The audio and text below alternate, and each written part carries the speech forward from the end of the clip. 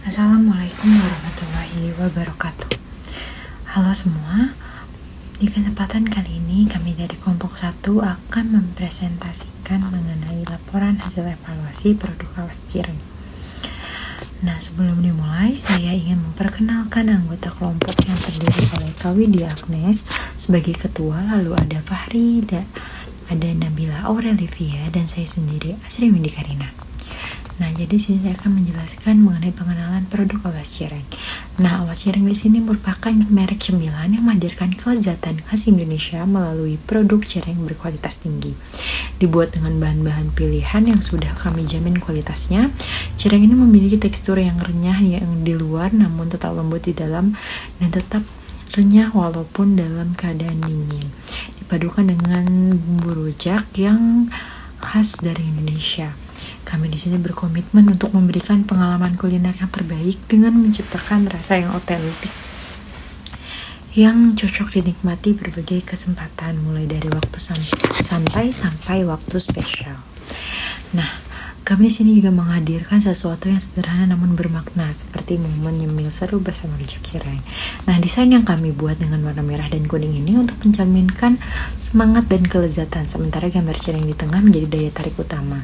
Untuk caption, kami sengaja memilih kalimat yang mengubahkan emosi dan kenikmatan yang sederhana, agar audiens di sini merasa terhubung. Nah, dengan tambahan ajakan atau CTA klik pesan sekarang, kami ingin memastikan bahwa produk ini tidak hanya menarik, namun juga mudah untuk diakses. Semua dirancang untuk menciptakan pengalaman yang menyenangkan bagi para pecinta cemilan Indonesia tentunya. Sekian akan dilanjutkan oleh Aurel. Slide selanjutnya ada penerapan teknik copywriting. Di sini kita memakai model AIDA, yaitu attention, interest, desire, and action. Yang pertama ada attention, judul, rujak cireng, dan warna mencolok menarik perhatian. Yang kedua ada interest, deskripsi tekstur, crispy di luar, lembut di dalam, membangun ketertarikan. Selanjutnya ada desire, itu kalimat rasa autentik yang bikin ketagihan. Ini menciptakan keinginan dalam untuk mencoba. Terus yang terakhir ada action, merupakan ajakan. Sebagai contohnya, klik pesan sekarang, mendorong audiens untuk membeli.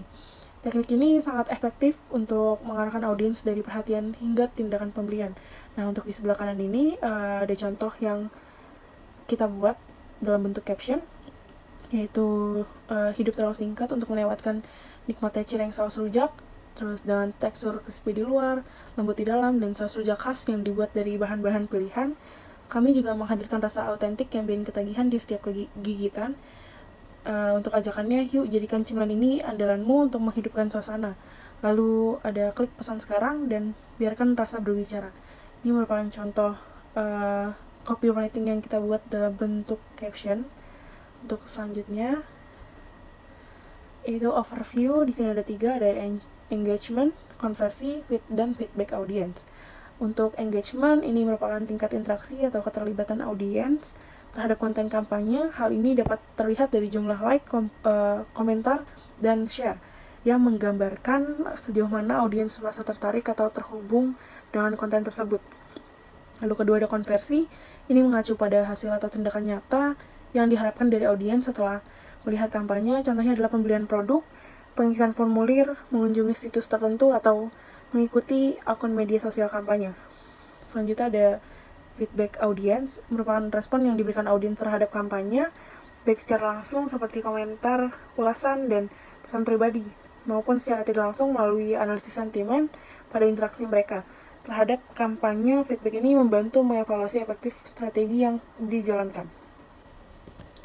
Selanjutnya di sini ada analisa metrik hasil. Di sebelah kiri merupakan hasilnya, views yang kita dapat 347 tayangan. Sebagian besar view tersebut berasal dari non-followers, 85,3%, sementara sisanya 14,7% berasal dari follower. Nah, hal ini menunjukkan bahwa konten berhasil menjangkau audiens baru di luar basis pengikut yang ada. Ini juga menandakan potensi untuk meningkatkan brand awareness. Selanjutnya ada engagement 49 atau interaksi. Selanjutnya ada likes 36, komennya ada 11 orang, 11 akun, lalu share-nya ada 2.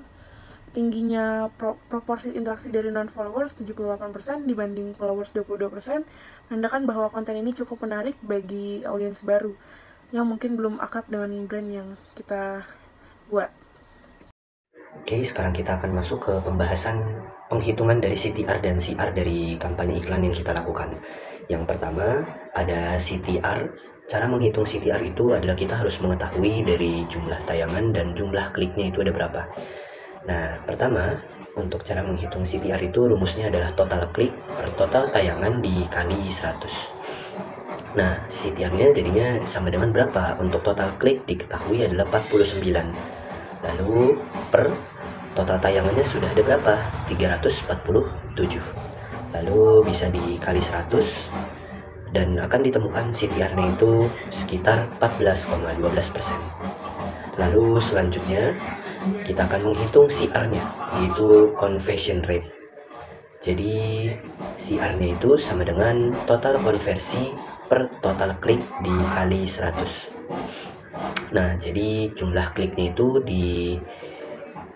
untuk rumusnya itu adalah CR sama dengan total konversi per total klik dikali 100. Nah, untuk total konversinya berapa? Total konversinya yang diketahui adalah 19. Lalu per jumlah kliknya berapa? Jumlah kliknya adalah 49 dikali 100. Lalu setelah itu kita akan diketahui untuk CR dari iklan kita adalah 38,78%. Lalu selanjutnya kita akan masuk ke materi apa sih subkultur atau mikrokultur yang menjadi target konsumen UMKM dari yang kita buat. Jadi target dari konsumen UMKM kita yaitu adalah dewasa muda. Jadi yang berusia 18 sampai 35 tahun, terutama yang berasal dari daerah urban seperti Jakarta Timur. Jadi yang sering mencari cemilan unik dan memiliki kecenderungan untuk mencoba produk baru atau makanan kekinian. Jadi mereka juga mungkin lebih tertarik pada cemilan yang praktis, enak, dan dapat dinikmati dengan teman atau saat bersantai. Jadi mungkin cemilan-cemilan yang simple-simple. Nah, kita di sini juga sudah mengetahui. Jadi laki-laki ini sebesar 45% tertarik pada cemilan praktis untuk konsumsi sehari-hari. Karena namanya laki-laki pastinya nggak mau ribet, jadi yang maunya yang simple-simple.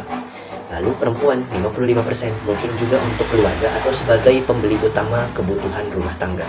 Jadi mungkin karena ada malas masak atau mungkin hanya sekedar cemilan-cemilan untuk bersama keluarga kalau untuk perempuan.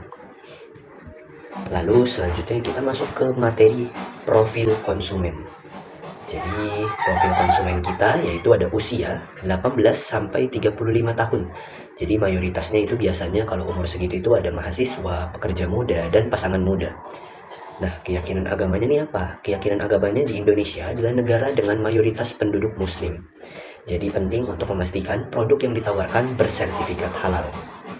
Nah, latar belakangnya di mana? Tinggal di kota besar seperti Jakarta. Jadi sering berinteraksi di media sosial dan tertarik pada tren kuliner.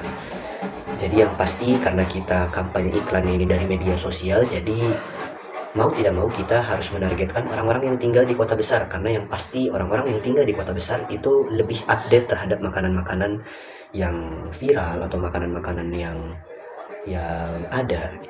Lalu selanjutnya ada keluarga. Jadi mungkin sebagian besar dari mereka masih belum berkeluarga atau baru menikah. Jadi dengan pola makan yang biasanya bebas, mau makan apa aja nih. Jadi masih fleksibel dan cenderung lebih senang mencari makanan ringan. Karena kembali ke awal, makan ringan itu simple, seperti itu. Lalu pengaruh komunitas. Jadi komunitas kuliner dan media sosial seperti Instagram sangat berpengaruh terhadap keputusan mereka dalam memilih produk. Jadi banyak mungkin kayak orang-orang ngeliat nih, wah kuliner dari Instagram ini nih direkomendasikan, atau dari media sosial ini yang direkomendasikan. Seperti itu. Baik, untuk pembahasan selanjutnya, bagaimana identitas konsumen ini dapat diaktifkan melalui elemen desain seperti warna, simbol, dan bentuk. Yang pertama, warna dan simbol. Kombinasi warna merah dan putih, merah pada tulisan awas cireng, melambangkan berani atau danger, mencerminkan energi, semangat, dan urgensi. Putih sebagai latar belakang memberi kesan bersih, sederhana, dan universal. Simbol menyertakan cireng yang digoreng dan sambal yang menggugah selera. Bentuk dan kemasan. Yang pertama, kemasan stand-up pouch atau saset. Desain kemasan praktis memudahkan konsumen menyimpan dan mengonsumsi, terutama untuk kaum urban dengan gaya hidup yang sibuk. Yang kedua, kesan transparan atau opsional. Bagian transparan kecil di kemasan dapat menunjukkan isi produk atau cireng, memberikan kepercayaan kepada konsumen. Selanjutnya, apa bahasa yang paling relevan untuk mempengaruhi konsumen secara emosional? Yang pertama, cireng gak ada lawan. Yang kedua, sekali coba ketagihan. Dan yang ketiga, nikmatnya bikin balik lagi. Yang keempat, cireng juara rasa. Dan yang kelima adalah awas lupa berhenti makan.